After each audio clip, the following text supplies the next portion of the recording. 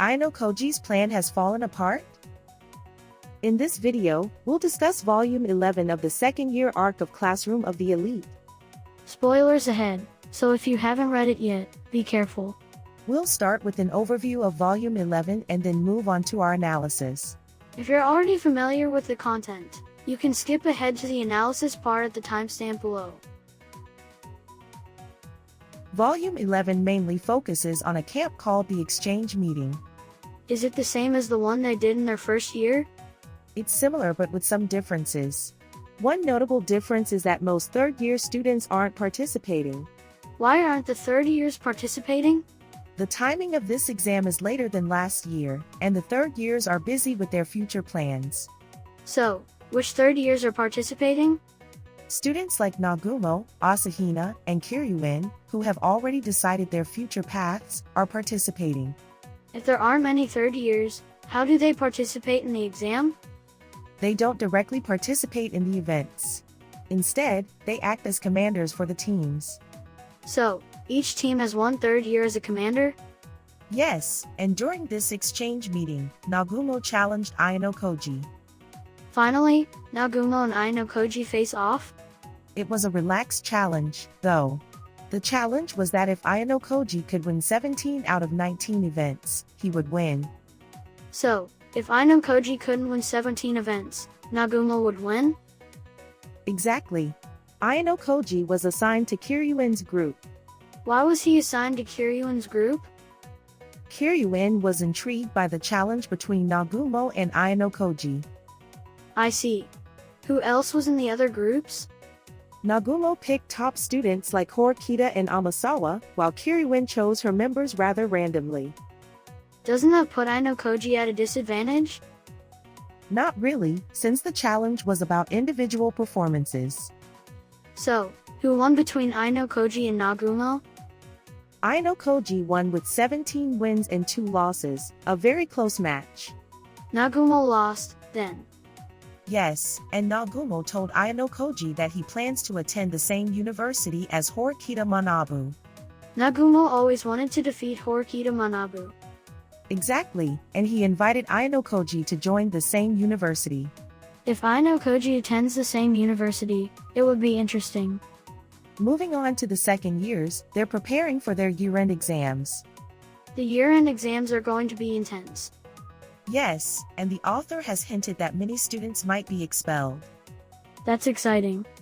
Sakayanagi from Class A is still affected by the results of the previous exam. Komoro's presence must have been significant. Yes, and she's not communicating well with Yamamura. They've drifted apart. Ayanokoji mediates between them, helping them to reconnect. Just in time for the year-end exams. Now, let's talk about Ryuin. What's Ryuin planning? Ryuin is trying to control his class. Control? He warned Tokido, who was worried about Sakayanagi, to stay away from her. Why? By isolating Sakayanagi or pressuring her, Ryuin plans to defeat her in the year-end exams. That's classic Ryuin, using unconventional tactics. Then, when Ryuin was about to fight with Tokido, Housen and Utomiya showed up, causing a commotion. I wouldn't want to be there. Meanwhile, Horikita from Class B is training with Ayanokoji to take on Amasawa. Amasawa is from the White Room, right? Even with Ayanokoji's training, it seems tough to win in a few days. Ayanokoji pointed that out, so Horikita decided to team up with Ibuki to fight Amasawa. So, they hope that 2-on-1 will give them a chance? What was the result? Amasawa won. That seems expected. And in this volume, the long-hinted agreement between Ryuin and Sakayanagi is revealed. What kind of agreement? They agreed that the loser of the next year-end exam would drop out of school. What? So after the next exam, one of them will be expelled? Yes. Isn't there a way to avoid both being expelled? Probably not.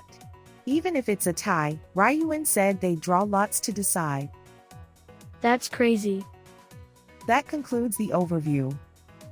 This volume was packed with content. I still can't believe either Ryuin or Sakayanagi will be expelled. Now, let's dive into the analysis part. I've been waiting for this. I'll be discussing 4 main points in our analysis. The first one is about the three-way meeting. A three-way meeting? Does that mean Ayanokoji's father is coming to the school? Yes, they'll be discussing his future plans with his family involved. It's been a year since they last saw each other. Ayanokoji initially thought a proxy would come, but it turns out his real father will be attending. Why did his father decide to come? The school sent the schedule, and his father agreed to come. Was the schedule important? Yes, his father mentioned on the phone that he wouldn't be able to come if there were any changes to the schedule. Is Ayanokoji's father that busy? Possibly, but there's something strange. He asked to be informed if any other classmates' schedules changed. Why would he care about the schedules of Ayanokoji's classmates? This suggests his real purpose might be to interact with one of Ayanokoji's classmates or their families, not just the meeting with Ayanokoji. I see. He might be interested in someone related to Ayanokoji's classmates. But who could it be? I think it might be Kuenji. Why Kuenji? First, Kuenji's three-way meeting is scheduled right after Ayanokoji's. That makes it easier to interact with him. But is that enough of a reason? No, the second reason is more crucial. Kuenji is the son of a wealthy family. Kuenji is the son of a wealthy family? But why would Ayanokoji's father want to interact with a wealthy family? The White Room, run by Ayanokoji's father, requires substantial funding. I think he's trying to establish a financial pipeline. The idea of Kuenji supporting Ayanokoji is quite interesting. The second point is also about Kuenji. What about Kuenji? There was a brief interaction between Ayanokoji and Kuenji, where they debated who was superior. Did they have that conversation themselves? Yes, Ayanokoji admitted he was academically superior, but physically, Kuenji was stronger. Ayanokoji is also physically strong, but Kuenji is bigger, so it makes sense. Kuenji then stated that his value as a person lies in his adaptability. Wait, isn't Ayanokoji also highly adaptable? He learned to ski like a pro in a day. That's the key point. It's a contrast between Ayanokoji, a creative genius, and Kuenji, a naturally gifted genius.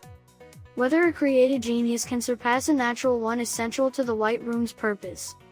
Exactly. A showdown between them seems inevitable. That sounds exciting. I can't wait to read it. The third point is about Tsubaki Sakurako. What about Tsubaki? Fans have speculated for a while that Tsubaki might be the sister of Yuki, who appeared in Volume 0. Yuki was Ayanokoji's peer in the White Room, right? Yes, and this volume confirms it. How did they confirm she's Yuki's sister? First, Tsubaki asked Ayanokoji if he liked snow. Snow means Yuki in Japanese. Then she asked what Ayanokoji would think if he had siblings. She also expressed her hatred for Ayanokoji. So, from her questions, it's clear she's Yuki's sister. The last point is about the promise between Sakayanagi and Ryuen. The promise where the loser gets expelled, right?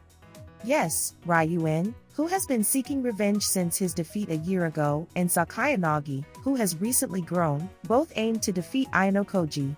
But only one of them can achieve that goal. Who do you think will win, Jake? I think Ryuen will win. He's been preparing for a year to defeat Ayanokoji. I agree. But if Sakayanagi gets expelled, won't her class lose its chance? Yes, that's why we need to consider Ayanokoji's goal. Does Ayanokoji have a specific goal? Ayanokoji's goal is to bring all classes to an equal standing by the time they become third years. At this rate, he won't achieve that goal. Initially, he considered transferring to Ichinose's class, but now he has to adjust his plan because of the promise between Sakayanagi and Ryuen. Ichinose's class is currently lagging behind the others. If Ayanokoji transfers to Sakayanagi's class, he'll need to support Ichinose's class from the outside. What if Ryuen loses and Sakayanagi wins? It's similar. Ryuen's class is also a one-man class, which Hiyori is worried about, just like Sakayanagi's class. So, no matter who loses, Ayanokoji's goal is jeopardized. That's why Ayanokoji might transfer to the losing class and strengthen Ichinose's class externally. Ichi knows his class has been undergoing reforms under Kanzaki, so that's where the reinforcement would happen. Let's summarize the analysis. First, Ayanokoji's father is coming to the school with the purpose of contacting someone. Yes, and the most likely candidate is Koenji or someone related to him. Second, Koenji and Ayanokoji are positioned as opposites. Right, Ayanokoji is a creative genius with high adaptability, while Koenji is a naturally gifted genius with the same quality. Third, Tsubaki is revealed to be Yuki's sister. Yes, and she might take further actions against Ayanokoji in the future. Lastly, Ayanokoji is likely to transfer to the class that loses the next exam. The transfer will probably happen after the spring break, and it seems almost certain that he'll join either Sakayanagi's or Ryuen's class. That sums up our analysis. It looks like the next volume will be packed with exciting content. The author mentioned that besides Sakayanagi or Ryuen, there will be other expulsions, so it's going to be interesting. I can't wait to read the next volume. That's it for today. Thanks for watching. If you enjoyed this video, please like and subscribe. See you in the next one.